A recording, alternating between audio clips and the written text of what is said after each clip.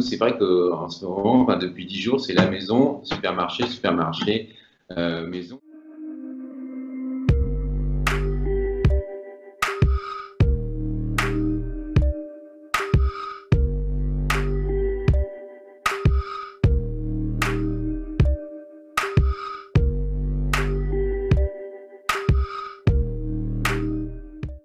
Pour essayer justement de structurer les journées alors que nous restons sans cesse à la maison, c'est d'abord de se doucher, de s'habiller, même pour notre fils, même si on ne va pas sortir. Nous sommes en télétravail tous les deux. Donc quand il s'agit pour l'un ou pour l'autre de travailler, nous avons occupé la cuisine comme un lieu de travail et nous avons créé des petites affichettes papa travaille ou maman travaille de façon à lui expliquer tout ça.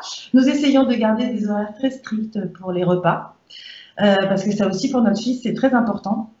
De mon point de vue, il vaut mieux rester dans une journée assez structurée, ne serait-ce que quand on a des enfants, c'est important pour eux aussi de sentir que la vie continue. Donc s'habiller, manger à heure fixe et garder autant que possible les rituels, notamment du soir aussi. Paradoxalement, il y a un peu de panique au tout début, donc évidemment, il y a des gens sur les grandes queues au supermarché, il y a une panique au début. Alors moi, ce qui me paraît d'abord primordial, c'est de bien dire à tout le monde qu'il n'est absolument pas nécessaire de dévaliser les supermarchés. Il y a tout ce qu'il faut et c'est plutôt faire preuve de civisme que de ne pas tout dévaliser de façon à ce que les supermarchés puissent refournir leurs rayons tranquillement et que tout le monde aussi puisse trouver ce dont il a besoin. Il y a une panique au début. Ensuite, il y a aussi une forme d'excitation.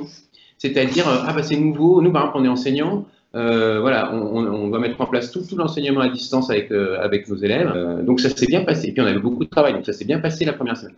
Là, on est en deuxième semaine, il y a une forme de lassitude. On ressent quand même qu'on est enfermé à la maison. Il y a ça. Je pense que les Français vont découvrir ça aussi la semaine prochaine. Et voilà, on est parti sur un temps assez long. Il va falloir être patient et essayer de tirer au mieux parti de la situation.